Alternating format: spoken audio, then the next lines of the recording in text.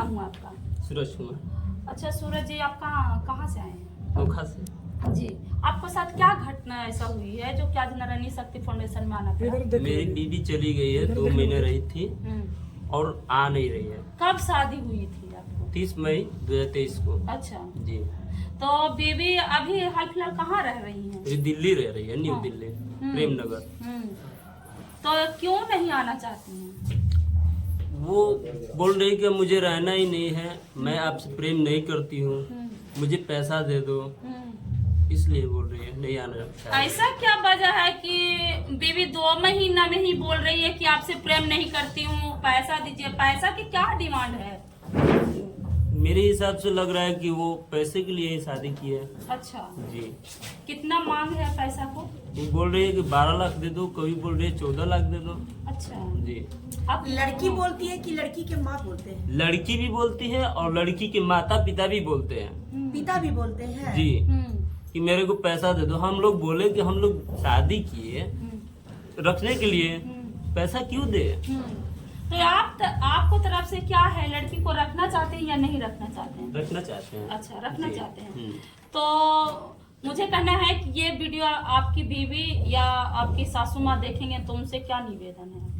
निवेदन ये है कि मैं अपने बीवी से बहुत प्यार करता हूँ, हमारी बसी बसाई दुनिया को फिर से जोड़े, यही निवेदन है। और सासू माँ के लिए क्या मैसेज देना और चाहते सासू हैं? माँ के लिए क्या मैसेज देना चाहिए? सासू माँ के लिए मैसेज हम क्या दें, वो खुद अपना लड़की का जीवन बर्बाद कर रही है। अच्छा। 2 माँ बच्चे का को- रोल अदा नहीं कर रही है, जी, है ना? जी। एक खलनायिका का रूप हाँ, में आ खलनायक गई का है। रोल अदा कर रही है। तो देखिए, कहीं ना कहीं लड़का का भी प्रताड़ना किया जाता है। बोला जाता है यहाँ पे क्या बोलता है समाज में कि लड़की का ही दहेज का प्रताड़ना होता है, यहाँ तो लड़के का ही प्रताड़ना किया जाता है। दहेज के ही नाम पे लूटा जा रहा है। जैसे लड़की को मांग है, लड़की का मांग है कि हमको पैसा आप दो। क्यों देगा भाई?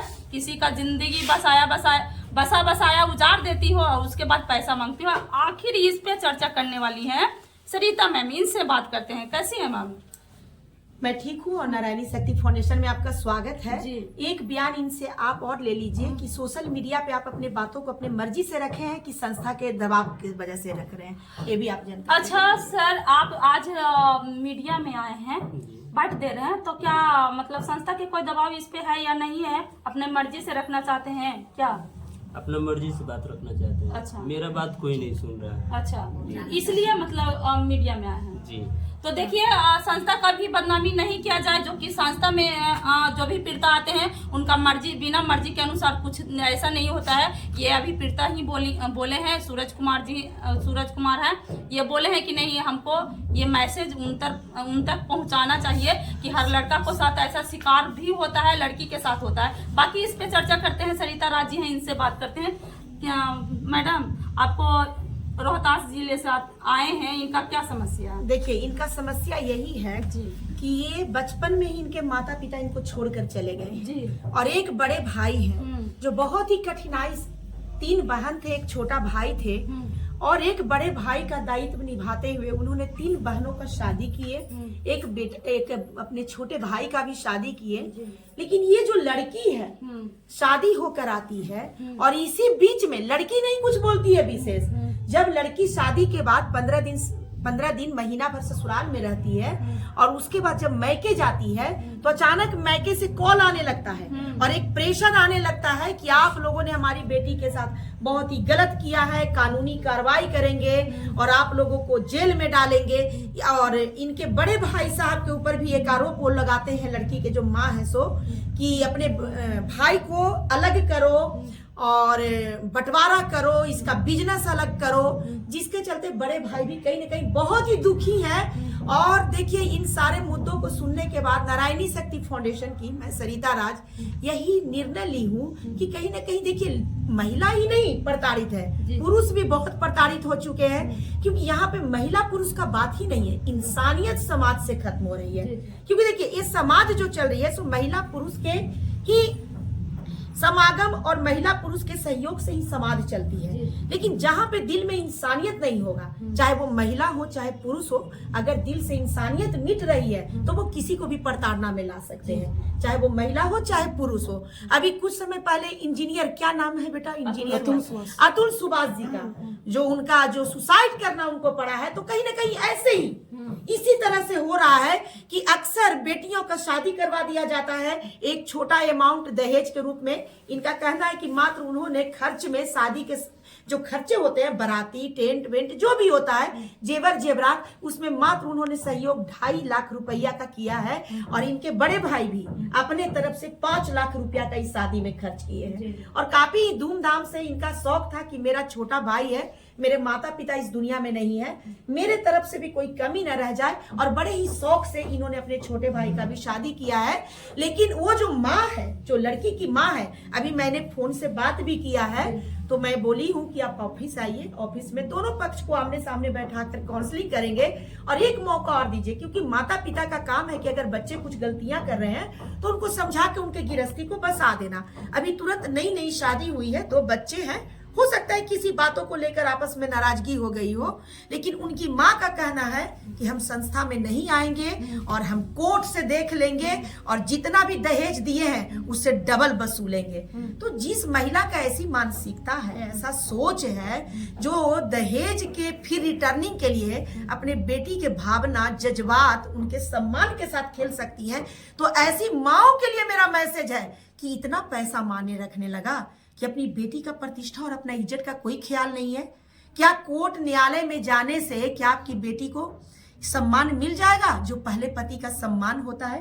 आप तो देखती हैं मैडम कि जब दूसरे शादी वाले एक केस में हम लोग इन्वॉल्व होते हैं तो किस तरह से दूसरी सास बेइज्जत करती है अपनी बहू को, बोलती है पहले से शादीशुदा है, इसका पहले भी पति था, इस लड़की का तलाक पहले से हुआ था, इसका पहला पति ने इसका यही लक्षण देख के इसको छोड़ दिया होगा। तो जब ऐसे बच्चियों पे आरोप लगता है तो वो बच्ची उसमें महसूस करती है, काश मेरा पहला शादी ही रहता तो आज मुझे इस तरह की बेइज्जती का सामना नहीं करना पड़ता। तो यहाँ तो बच्ची का कोई मुद्दा नहीं है, क्योंकि देखिए आप लड़का भी बोल रहे हैं कि हमारी पत्नी अच्छी है, अभी नई नई शादी इन लोगों की है, ज्यादा दिन भी नहीं हुआ है। लेकिन इनकी जो माँ है, सासू माँ है, वो कहीं ना कहीं खलनायिका के रूप दिखा रही हैं और अपने ही दामाद और बेटी के रिश्ते को मटमैल करने के लिए और रिश्ते को तोड़वाने के लिए एक पहल में लग गई हैं और धमकी हमें भी दे रही हैं कि अब कोर्ट से जो करेंगे सो करेंगे, और दामाद को दे रही हैं, दामाद के भाई को दे रहे हैं। और कहीं ना कहीं इस केस में मानसिक प्रताड़ना देखा जा रहा है एक पुरुष के लिए। और ऐसा न हो जाए कि ये अतुल सुभाष जी का दूसरा कहानी ये लोग बना दे, इसलिए नारायणी शक्ति फाउंडेशन बिल्कुल इनके सपोर्ट में है। और न्यायालय हो चाहे जहां भी हो, नारायणी शक्ति फाउंडेशन आज इस भाई का मदद करने का संकल्प लेती है और बिल्कुल इनके साथ है। और लड़की को ये रखना चाहते हैं, इसीलिए कुछ भी आपका षड्यंत्र नहीं चलेगा कि आप अपनी बेटी का सम्मान को बेचकर और आप पैसे ले लेंगे। मैडम एक अंतिम सवाल रहेगा मुझसे। मैडम कहने का मतलब है इस तरीका से जो माँ बाप करती हैं लड़कियों या लड़का के साथ, तो क्या पैसा वसूली का एक बिजनेस? हाँ, ये क्या कहिएगा। देखिए, एक इज्जतदार माता पिता चाहे आसमान धरती एक क्यों ना हो जाए, वो पैसे फेंक देंगे लेकिन अपने बेटी और दामाद के गिरफ्ती को बसा देंगे, क्योंकि उनको पता होता है कि बेटियों का सम्मान क्या होता है। एक मर्द को छोड़कर जब महिला दूसरे मर्द के पास जाती है तो वो मर्द भी अच्छे नजरिए से नहीं देखते हैं। आज भी हमारे देश में लोग का सोच वही राम राज का है, लेकिन कल्चर लोग अपना रहे हैं विदेशी। तो ऐसी सोच विचारधारा का नारायणी शक्ति फाउंडेशन खास करके निंदा करती है। शादियां एक होती है, जीवन एक बार मिलता है और मौत भी एक बार होती है। ये बार बार जो आप लोग शादी का तमाशा करते हैं, तलाक, एलेमनी, शेलेमनी, क्या क्या आप लोग आलतू फालतू करते हैं, हमारी संस्था इस चीज को कोऑपरेट नहीं करती है। और ये अपने पत्नी को रखना चाहते हैं और आपको इनके साथ एक मौका अपनी बेटी को देना होगा, क्योंकि आपकी बेटी भी सही है, कहीं ना कहीं आप खलनायिका की रोल अदा कर रही हैं। तो नारायणी शक्ति फाउंडेशन जल्द से जल्द आपसे मिलने आ रही है।